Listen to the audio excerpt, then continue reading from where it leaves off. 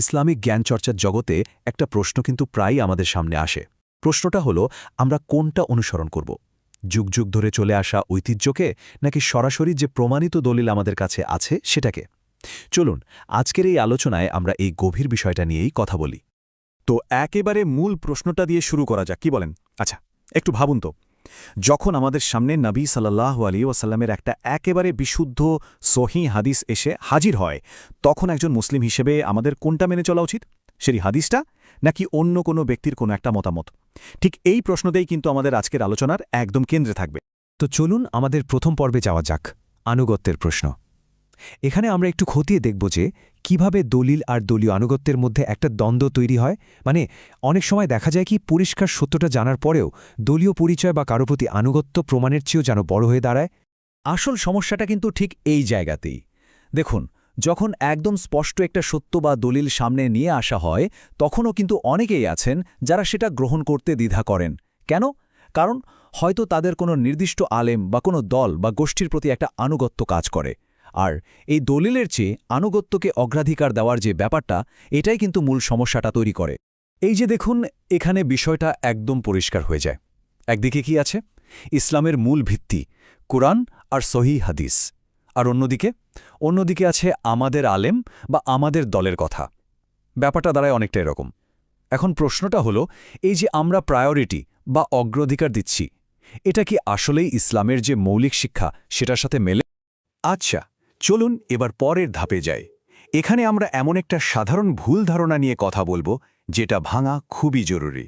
কারণ সত্যি বলতে এই ভুল ধারণাটাই কিন্তু বেশিরভাগ বিতর্কের জন্ম দেয়। ভুল ধারণাটা কি?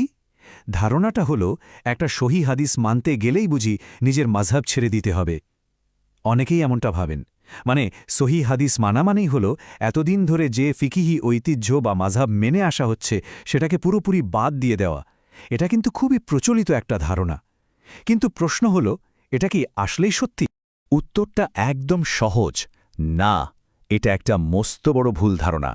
সত্যি বলতে এই পয়েন্টটা আমাদের পুরো আলোচনার একটা মোড় ঘুরিয়ে দেবে। কারণ আসল সত্যিটা কিন্তু এর ঠিক উল্টো। তাহলে চলুন এখন আমরা সবচেয়ে গুরুত্বপূর্ণ প্রমাণগুলোর দিকে তাকাই।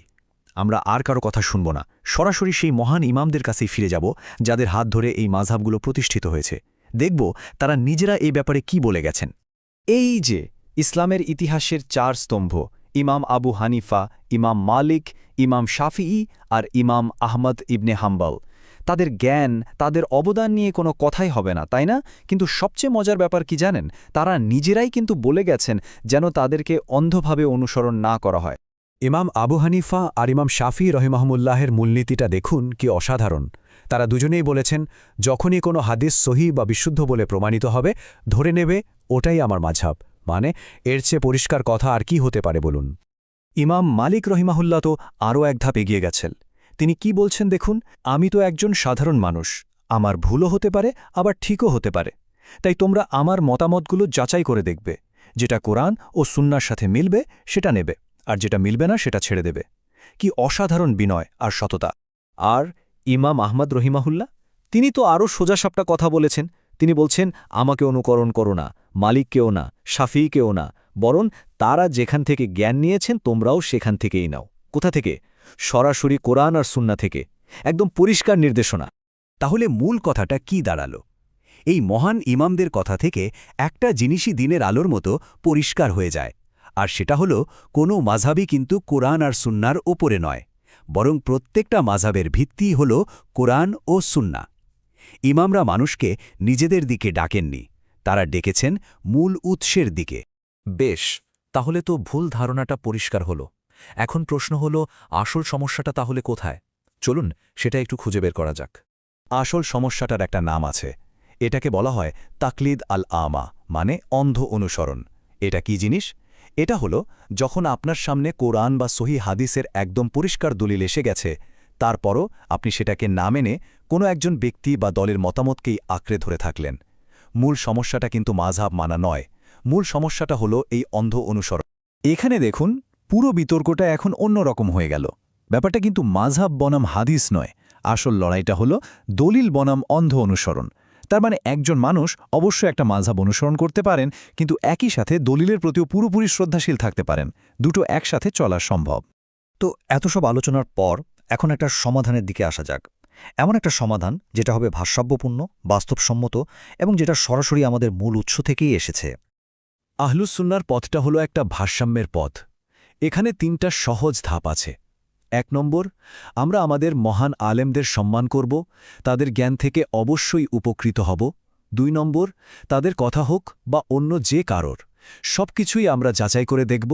আর 3 নম্বর এবং সবচেয়ে গুরুত্বপূর্ণ, চূড়ান্ত সিদ্ধান্ত নেওয়ার ক্ষেত্রে সর্বোচ্চ কর্তৃত্ব হিসেবে আমরা সবসময় কুরআন আর সহিহ হাদিসকেই মানব। আমাদের এই আলোচনাটা শেষ করব একটা খুব জরুরি প্রশ্ন দিয়ে, যেটা আসলে আমাদের নিজেদেরকেই করতে হবে। আমাদের আসল লক্ষ্যটা কি?